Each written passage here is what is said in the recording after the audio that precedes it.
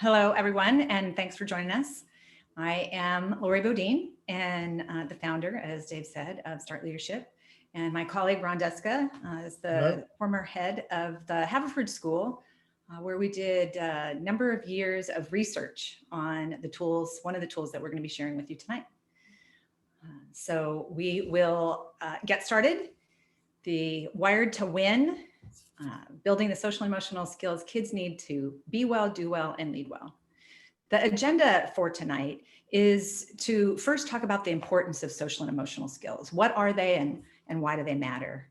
And then to share some of the proven strategies and tactics on how we build them and what the benefits are of building them. And then third, to talk about a strategic action plan, the steps you can take to build your and your kids' skills in the area of social and emotional intelligence. Okay, so we'll start with the importance of social and emotional skills. What is social and emotional learning? Schools are around the world are implementing social and emotional learning strategies. And so we'll talk just for a minute about what that means. They talk about 5 areas of competency, and this comes from a collaborative effort, CASTLE, who looks at academic, social and emotional learning.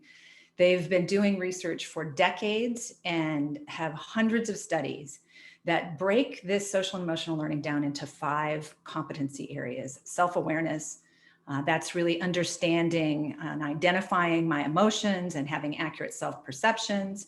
Social awareness, perspective taking and empathy and appreciating diversity, responsible decision making, identifying problems and analyzing situations, and then managing myself and managing my relationships, impulse control and stress management, communication and social engagement. So if we break that down, these 5 competencies really fall into 2 areas. What I see individually and socially, my self-awareness and my social awareness, and then what do I do with that information based on what I see, managing myself and managing my relationships. And then the 5th competency is being able to apply that knowledge to make responsible decisions. So why do these skills matter? The research tells us that emotional intelligence, we call it social and emotional skills now, social and emotional learning, but one of the shorthands is to call it emotional intelligence, eclipses IQ or cognitive ability in predicting success 70% of the time. And research also tells us that social and emotional skills are at an all-time low. In adult studies, they found that only 1 in 3 could accurately identify an emotion that they were having and productively intervene to manage that emotion and to go on to be able to make a good decision. So the skills are important and they're at an all-time low. And as you look at this, you often talk about school. I was a principal for 25 years. You'll often see this kind of contributing factors that are contrary to developing social and emotional kind of intelligence. And those, when you look at those marks that are looking for external performance, like grades, tests, competitions, and things like that, that'll take away from the building of these things. It adds in some ways, but also you got to be careful that it takes away, or does you mind that it doesn't take away from those areas. And then outside of school, there's a focus on performance and achievement, whether in athletics or the arts. There's also the factor that activities are primarily adult directed, coaches, tutors, teachers, parents. And then there's the concern about time spent on social media and games, where that's time not spent interacting with others or on projects. So the implications of that is that kids today have limited opportunities to be creative, to identify and solve problems, and to take the lead. There's a decline in agency and self-direction. And Ron, you've shared that you've seen that decline over the 25 years that you've been in education. Absolutely. And that results in an underdevelopment of social and emotional skills.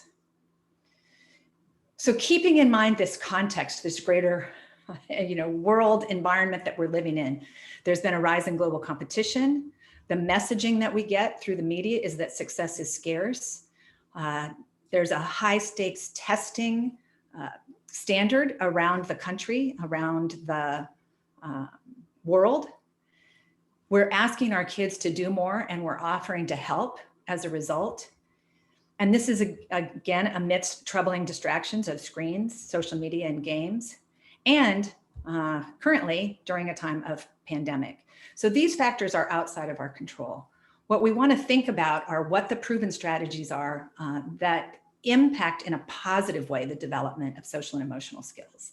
So let's take a look at what that is.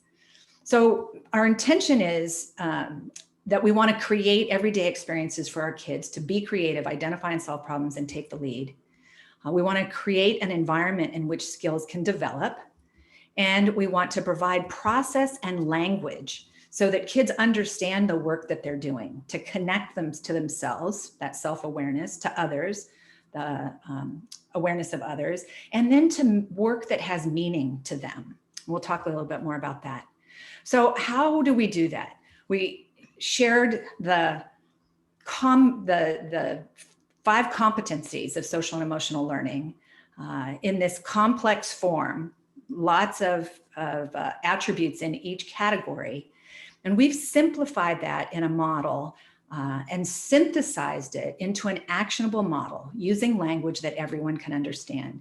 We've now studied this for more than 10 years, the impact of this on translating and making actionable what we can do to develop social and emotional skills. And when you look at that, if you can go back to that slide, those 5 competencies are complex things. That's research to building these areas. This Winmap, the wired interests and needs, is the simple version. That's the simplified way of getting this out of that research. And what we found, because we've worked with not only kids, but with adults, parents, teachers, and kids, anyone at any age who get into learning about how they're wired, where their interests are and the needs, and putting those 3 together, get to experience these social emotional connections. So that's the Winmap, and we found it an incredible tool, right, Laurie? Yeah, and Ron has been a champion of this work since we started 10 years ago doing the research at his school with his students and parents and faculty. That the impact that this made, those students started in the 5th grade. That first cohort of students is now freshmen in college. And they tell us that this wind mapping process, it just has become part of how they operate in the world, that this is part of their operating system. They use this as a checking tool anytime they're going to make a decision about where to volunteer, what kind of a project they're going to work on, where what they might major in college, where they might go, what kind of internships they want to do. So in more detail, this wiring, what I'm naturally good at, along with what I'm interested in and where I can apply that to be of service, to make a contribution to a need in the world. That's about who am I, what do I care about, and where can I be of service? That connects the students to a sense of purpose. And on our first webinar, we talked about the importance of purpose and that's been declining over 30 years in the professors that are doing the research and studying that. And that with a decline in a sense of purpose, we also see increasing stress, anxiety, and distress, and declining sense of connection and engagement. So this WIN map, in addition to developing the social and emotional skills, what we found is that's not enough just to be able to identify an emotion and maybe manage that emotion, anger or fear, or the positive emotions. But we need to have a sense of connection to purpose in order for this to land experientially and holistically, so that this can become a tool that we can use, that our kids can use, that we can use to really navigate. And the other side of that is we really recommend as you learn about these things, you want to use them for your kids, certainly, but starting with yourself on doing this work, because you see how it works. And we work with teachers and parents, and it's amazing when they take the steps to kind of dive deep into each of those areas, they rediscover themselves. And we've heard countless number of people who say how much it's helped them refocus or repurpose what they're doing. And it certainly Yeah. works for kids, but it works for anyone at any age. When we had this experience, because as those kids at Haverford moved on through middle school and then to the upper school, when we introduced it to the high school age kids, they were frustrated that they hadn't seen this tool. This would have been so useful for me. Where was it? Yeah, where was it when I was in 5th grade? I could have really used this tool. If this is sort of the game plan for life, it would have been beneficial for me to know. The younger kids see it and take at face value that, well, this makes sense to me. Let me go ahead and go. So wiring really gets at that self-awareness and self-management. Taking a look at what our innate talents are, what comes naturally to me. And then where have I developed these talents with knowledge and practice? When we're naturally gifted at something, we have a tendency to do that, to use that skill. And in using that skill, we develop knowledge about how to use it more effectively. We get a chance to practice it. And then what talents have I productively applied to make a contribution? That's when a talent really becomes a strength. Interests, this is really where we get our spark for purpose and passion. That has to do with our curiosity. What do I wonder about and inspired to learn more about? What do I enjoy? What am I drawn to? And then where do I feel an emotional connection? What do I really care about? So this is really the purpose piece when we connect it to the needs that we see in the world. So that social awareness, what's going on in the world around me and where can I make a contribution to something bigger than myself? That's the piece that's been missing for most of the college freshmen that have been part of this 30-year research study.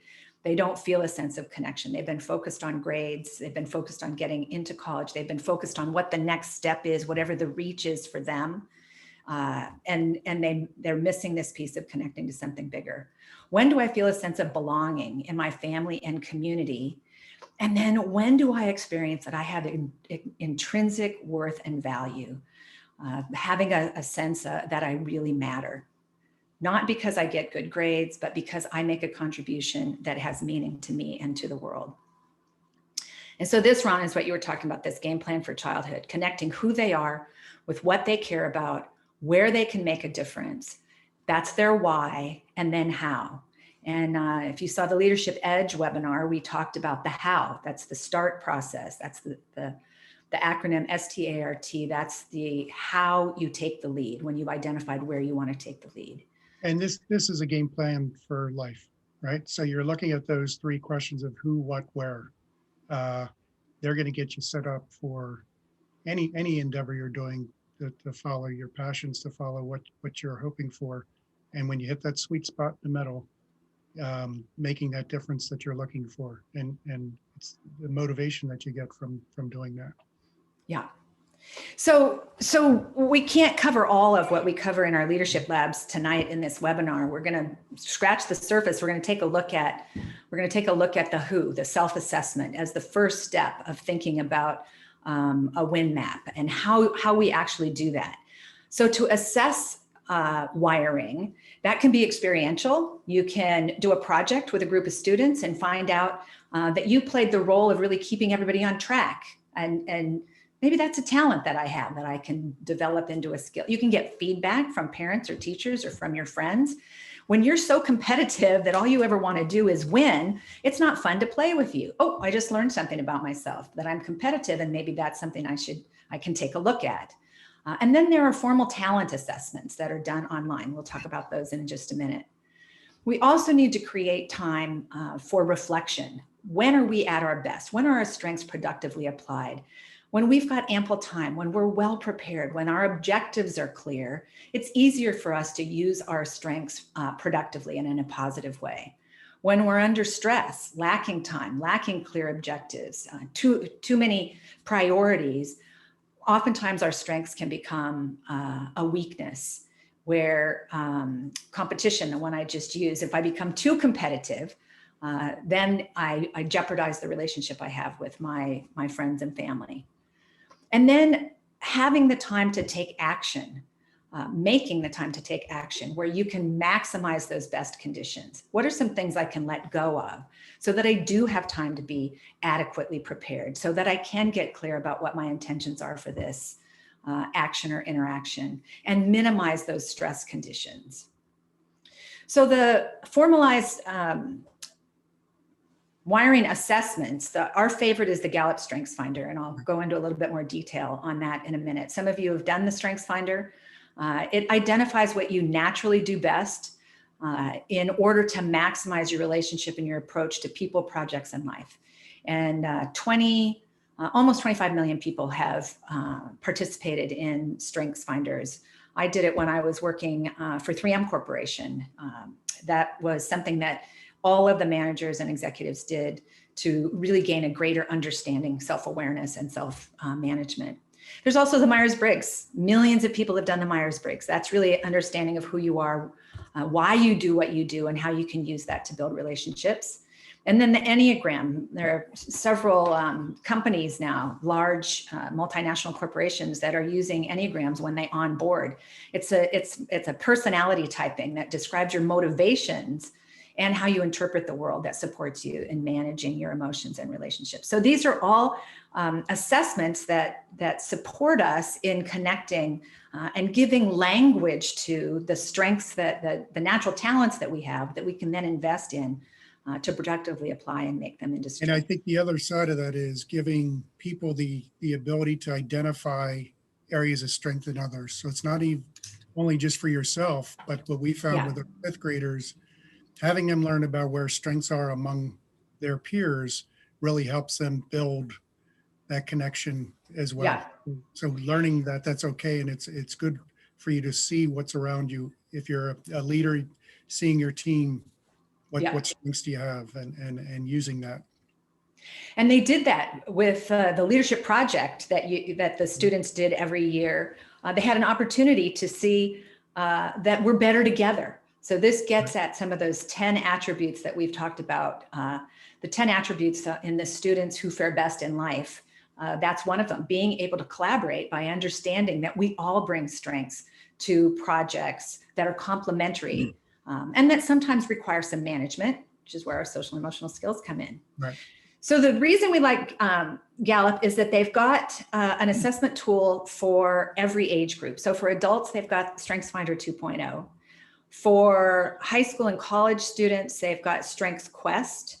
For 10 to 14-year-olds, they've got Strengths Explorer. And then for those of you on the call that have younger kids, they've done some extensive research and writing on Strengths Spotting. I have a 7-year-old grandson who is very competitive.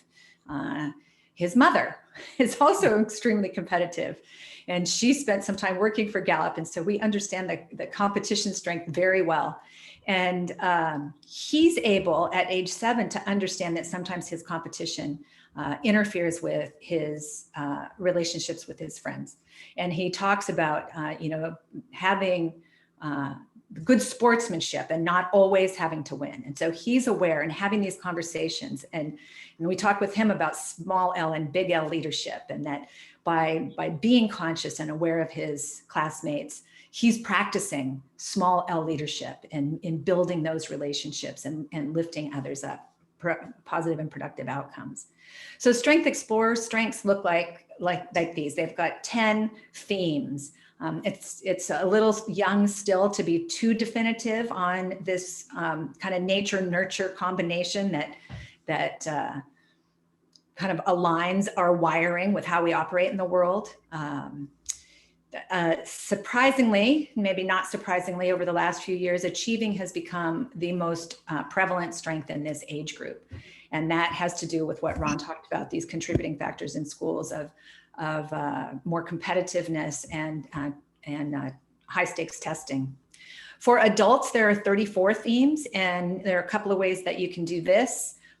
We're not, by the way, associated. I'm a Gallup certified Gallup Strengths Finder coach, but I use that in our work. And so we're sharing this as a resource. We're not related to the Gallup organization. You were doing this far before using this tool, before you became certified, right?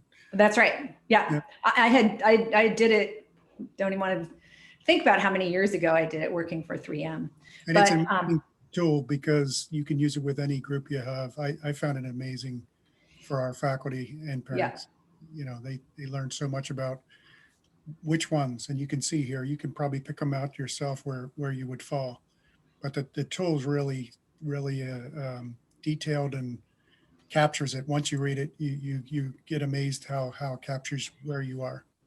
And it really influenced for you, Ron. It influenced the way you interacted with your teachers and the way your teachers interacted with you after they understood that you were analytical. You wanted facts and figures, that they then knew to come to you with ideas that had some of that support. You also knew that some of them were maybe more in the ideation, future thinker, and that they hadn't thought all that through. They just wanted to brainstorm. And so you were able to be less judgmental up front. Well, it gave them a reason why I was asking questions as I was. My number one was analytical, and I love detailing and picking out things. And so I would ask questions that I learned from going through this with them and hearing from them. Oh, is that why you're always asking these questions? And they would think that I didn't like their ideas and I was just probing and picking it. And it taught me to let them know, hey, remember, I got the analytical hat on. That's where I go. But I could soften it, and it would become a good natured way of asking it and using it. So it was real helpful for us. Yeah, non-judgmental, non-critical. This is the way it is now. How can we make the most of it? That is social and emotional skill development in action. What you did as a faculty was becoming aware, then investing in those strengths, and then taking the time to reflect, how can we use these most productively? And as a leader, being able to pick people with certain abilities. So if they had focused, futuristic, or relator type personalities, you see anything on this list, communication, throwing those things to those teachers to say, hey, can you give me more on this? Can you be the one who kind of takes the charge in this area? Yeah. And it gives them the ability, and it's right up their area, which motivates them. I'll tell you, Ron and I spent a great deal of time at his insistence, because the Winmap was so valuable to all of the students and the students that you're working with now, to develop this in detail without having to do a StrengthsFinder assessment. We've got some assessments, self-assessments that students can do, and they can ask their parents and teachers for input. So I just wanted to clarify that.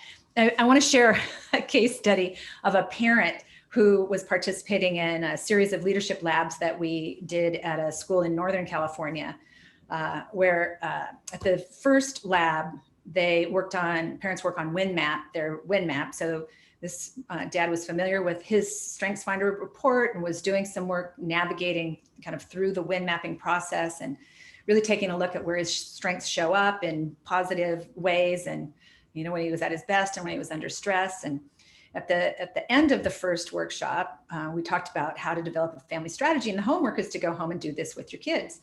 And so the night before the second lab, he got busy to do his homework. He came to class, the second leadership lab workshop, and was reporting out that it didn't go well. It didn't work at his house. That we said, well, what happened? He didn't have a family strategy to share. And he said, well, last night at dinner, knowing I'd be coming here tonight, I announced at the dinner table that at 7 o'clock, I wanted everybody to report to the living room because we were going to be working on a family strategy together. And the room got kind of quiet. And I asked, well, Don, what's your number one strength? And he said, well, it's command. Command is my number one strength. So command is exactly what it sounds like. They're the people that in an emergency, in a crisis, you want to have there taking charge. Firefighters, emergency room doctors, in the military, you need to have somebody who takes command. If you're raising kids who can become responsible for their own work in life and take the lead in their own life, command can be one of those things that gets in the way, that it interferes with your kids developing their own set of strengths. And so immediately he laughed at himself and said, oh, so I guess I better go apologize. By the way, it was a middle school, and he had triplets, 3 boys. He said, I'm going to apologize to my boys for not being socially and emotionally aware and how I was coming across. And I'm going to invite them. Oh, did I mention no one showed up in the living room? Only the dog showed up, which was his sense of humor about saying, the dog still listens to me. So these 7th graders, he invited them to come up with an approach, again, creating these conditions where they could be creative, where they could be problem solvers, where they could identify something that they wanted to work on together. And so he reported back at the 3rd leadership lab that it was highly effective, that they were still in discussion about this. They'd been having conversations about what we value as a family and how they were going to choose what they valued as a family together. By going through each one, it became dinner time conversation, and it changed his relationship with his kids by being willing to say, I was not socially and emotionally aware, and I'm sorry about that. And using his strength of command to command himself to do that work, right? I've got to step back, and you can do that when you have people who are competitive or command. They can do that if you just tell them, okay, frame it that way. Yeah. Right? Yep. That's exactly right. We had several parents in your parent community over the years, Ron, that had that same situation. So here's the net on all of this. Whether we do it well or we do it poorly, we as parents are the most powerful, enduring influence on our kids' ability to develop their social and emotional skills. We call them leadership skills. They're social and emotional leadership skills. That children of parents who are working on developing and articulating and sharing and creating opportunities to develop social and emotional skills have children who have much more sophisticated skills. So that then brings us to, what is it that you can do? And we've got something that we're going to share with you tonight about the Winmap. And as Ron said, it's going to be to start with you. That this work comes from modeling. When we as parents model it, our kids pick it up. They learn the language, they learn the process. They learn that sometimes we lose our temper and then we apologize and say, I'm working on managing that myself. Here's how I do that. I take a deep breath, I step back, I give myself a timeout. I don't have to have the answer to every question. So modeling that, tuning into your wiring and using your social and emotional skills productively, and then investing in developing it when necessary. And then teaching it, not through lecture, but through modeling and co-creating these conditions for our kids to be creative and using the language and process. That makes it, I think, Ron, this is something you pointed out to me, that when we give kids language and process, it makes it tangible, transportable, and scaffoldable so that they can take it with them from grade to grade, from age to age. As things become more sophisticated and complicated, they have a language and process that they can use for navigating and deciphering and finding their way. And then the last is to reinforce it. Notice it when they're using it. And we have often received feedback because we have parents for the first time getting feedback from their kids saying, yeah, my kids let me know that my impulse control was not in full force because I was under stress. We were late and I ended up raising my voice. And so being willing to receive that feedback shows a level of sophistication in your emotional and social skill development. And that feedback key is such an important thing as a parent. So when you see kids in their zone, in their strength area, in their interest area, and doing something unusual, maybe real strong, just identifying it. Hey, look, I noticed that about you. That feedback's such a key piece, and it can be done we often as parents like to do it in the negative times, but the positive times as well. Look at that. I noticed how kind you were to your sister. Yes. Yeah. And that's such, that builds on their wanting to do it again. Yeah. And because these are pro-social and these are natural operating tendencies, they are the intrinsic motivators. They're not doing it for an extrinsic motive. What did that feel like to be kind to your sister? She stopped crying and you were able to support her in getting back into the game. At bedtime, what did that feel like? How did that make you feel? Oh, I felt a sense of contribution. I felt a sense of belonging. I felt that I mattered. So it brings it back to that sense of purpose, and we can build this into their everyday experiences. So think of this as an example. When our kids are learning to walk, when they're learning to talk, when they're learning to ride their bike, we're really good at modeling, teaching, and then reinforcing, or I sometimes like to call it lead, follow, then get out of the way. We show them how to walk, and then we help them toddle along. And then once they're walking, we don't micromanage them on how they walk. We don't micromanage them on how they ride their bike. We teach them, here's what it looks like. We run alongside them. And then once they're riding, we can go for a bike ride together. And we're not talking about, if you put your foot a little further forward on the pedal, if you lean a little bit more forward, we don't micromanage the way they do that. This is the model that we can use with all of the skills that our kids are learning as they move through their developmental ages. Transfer that responsibility to them, acknowledge their success in doing that, and then move on to what's next. So here's the assignment for you. The PDF that came in the email for your registration, and for those of you that are listening to the recorded version of this, we'll make a PDF of the Winmap worksheet available for you. Is for you to draft. It is a draft of a Winmap worksheet that is going to connect your wiring to your interests and the needs that you see in the world. So this is what the Winmap worksheet looks like. And it has a little general explanation and then a reminder of what wiring is, interests are, and needs are. Let me just share with you, this is my Winmap worksheet. I put my top 5 StrengthsFinder strengths. I'm a strategic thinker. I'm a connector. I'm a relator. I have a positive outlook, and I like to take things that are good and make them great. That's Gallup calls that maximizing. And my Myers-Briggs tells me I'm an extrovert. No one's surprised about that when I share that. My interests are people, organizational culture, leadership. I spent 20 years as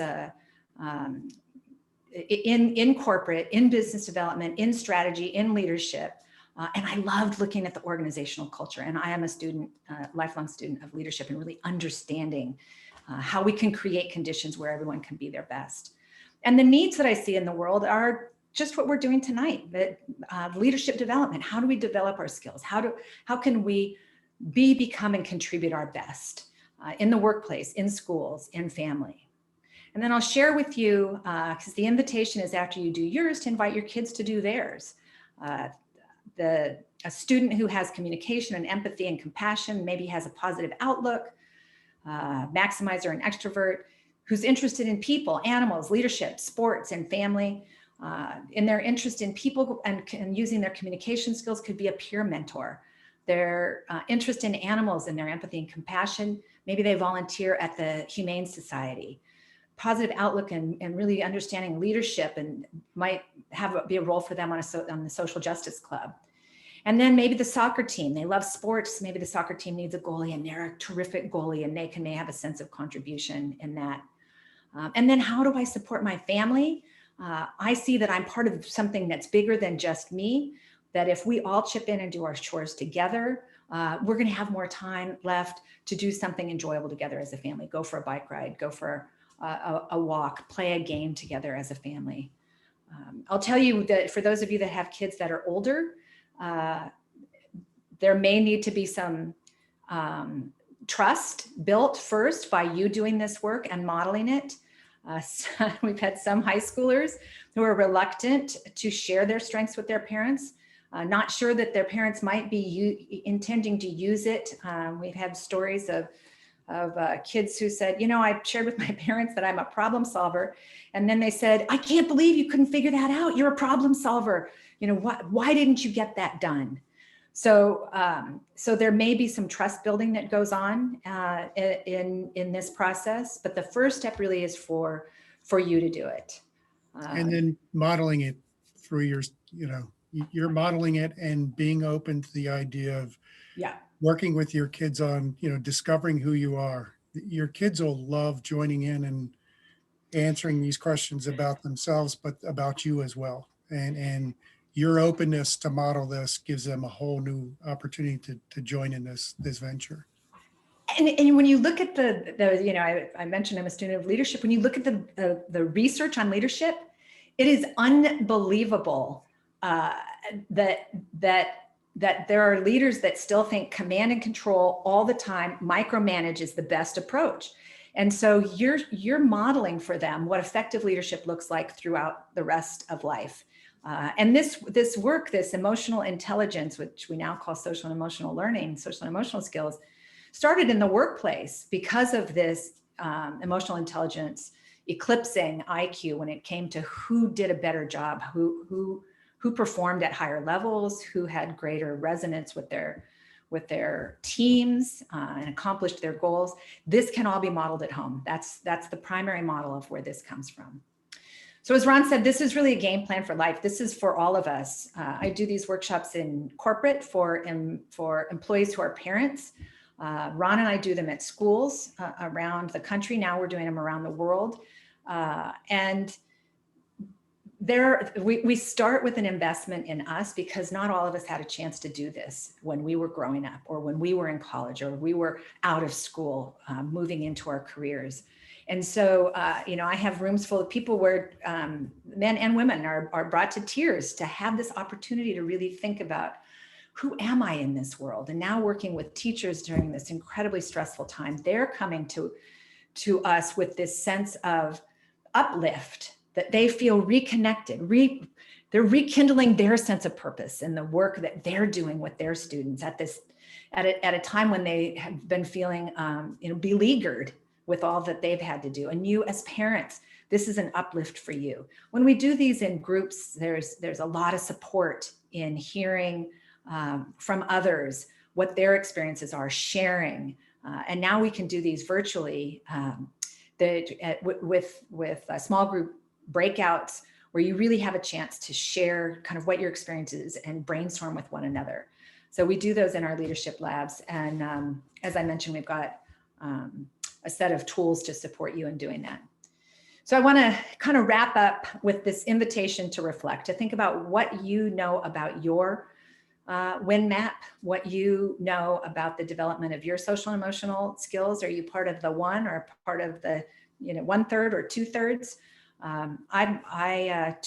There's an assessment in a book called Emotional Intelligence 2.0, and I was sharing today, I scored 80%.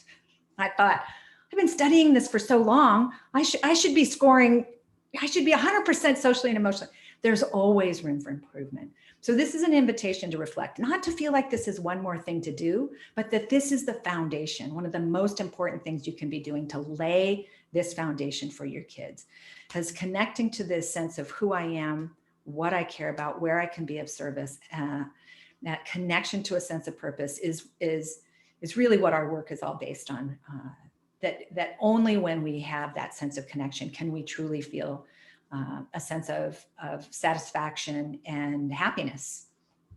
So this is an invitation to reflect, to think about tonight this mindset shift, to model this work that we're talking about in your behavior, and then to teach it and pass it on.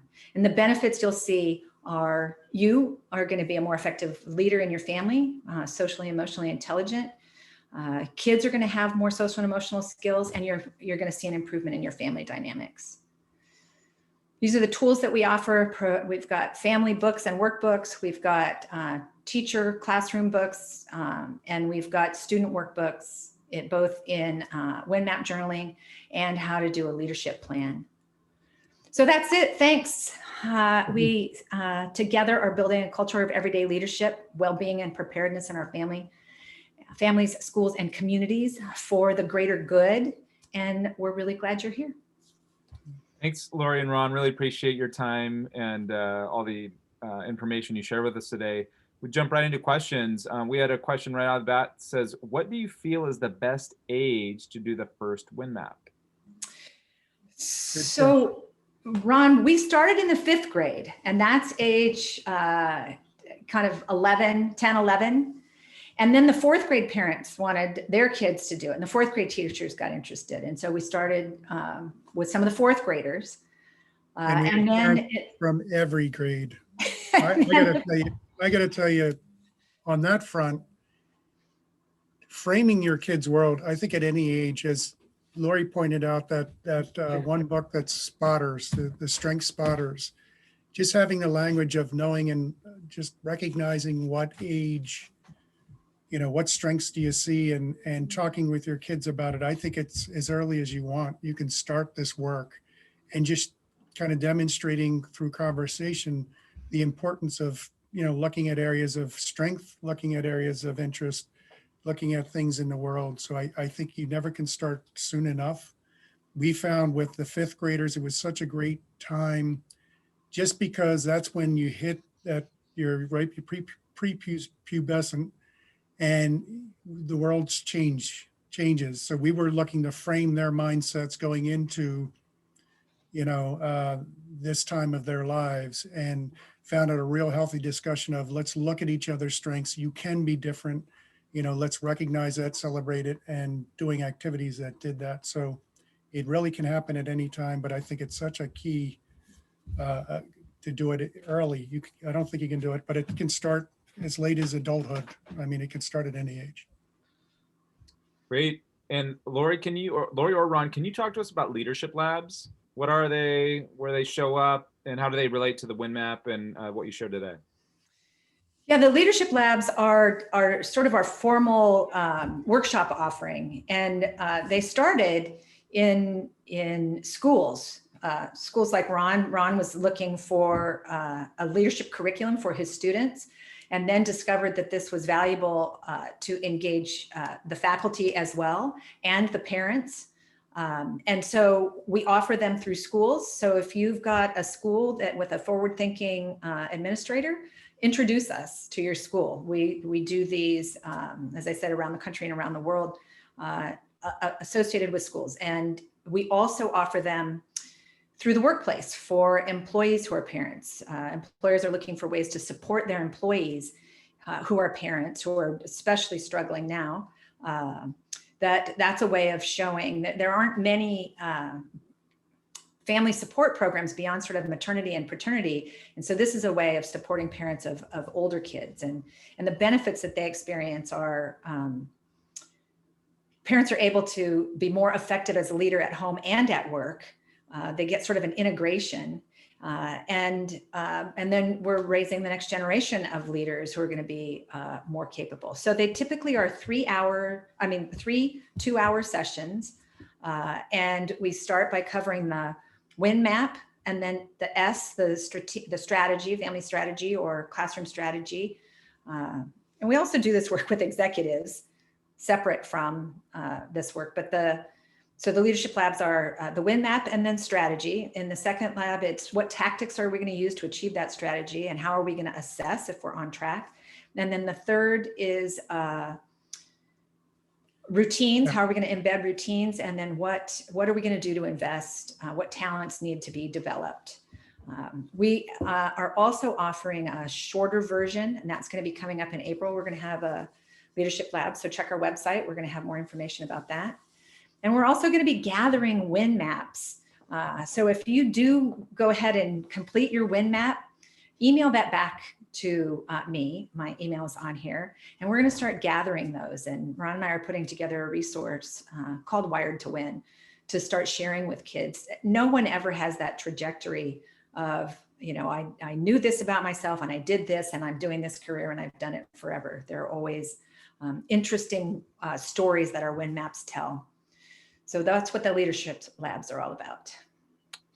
Great. And then a final question here. How often and under what inspires revisiting a Winmap? So if, you and your family, as a parent, you fill it out, and as your kid fills it out, and obviously your kids change, and frankly, parents can too. Is that something you recommend annual? Is it just when you're inspired? How do you figure into that? I think anytime there's a change in state or status is So as you're going from kind of those preschool years, to toddler years to preschool, preschool to elementary, elementary to upper elementary, into middle school, what the students and parents who participated, the longest research we have is this 8-year study. It became part of what they naturally did. Anytime they needed to make a decision about, I need to do community service for high school. Let me see what's available. Let me think about my Winmap. How am I wired and what do I care about? So some of it becomes just a natural operating system, a natural process. But for parents, anytime there's a change in age or change in state, and then doing that again by modeling, saying, hey, I'm thinking about a new job, or I'm thinking about, I'm now a parent of a middle schooler. And so I'm rechecking my Winmap to see if some of my skills can be more effective with you than what I was using when you were younger. So it's sort of an ongoing process. And then we have another colleague who's starting to develop this tool for people that are going into retirement. Maybe 5 years before retirement, start thinking about what do you want to be doing? What's your sort of strategic plan for when you want to be retired? And what are the things that you've been delaying, putting off, your interests that you haven't been able to pursue? So it's a lifelong navigational tool that can be used anytime. Change of state is a great way. And then I think anytime you need decluttering, if you're overwhelmed, it's a great tool just to refocus where you're at. So those are two perfect times. Yeah. Well, great. Well, in honor of decluttering, I would encourage all of you to pull out the Winmap, do it yourself first, and then bring it to your kids.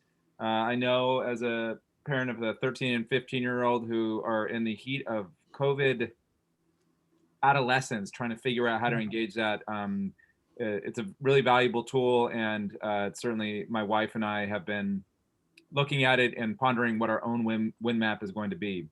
So with that said, just a reminder, we're going to record this, everybody. We're going to load this up on the Start Leadership YouTube channel and share it with all of you who attended today. We're really grateful for all of you who joined us, and look forward to you spreading the word. So please let us know how you felt. The emails are here at the bottom, start-leadership.com. My name is Dave Fortson. Laurie and Ron, thanks again. And we will see you next time on the Start Leadership webinars. Thank you everyone for joining us. Good night.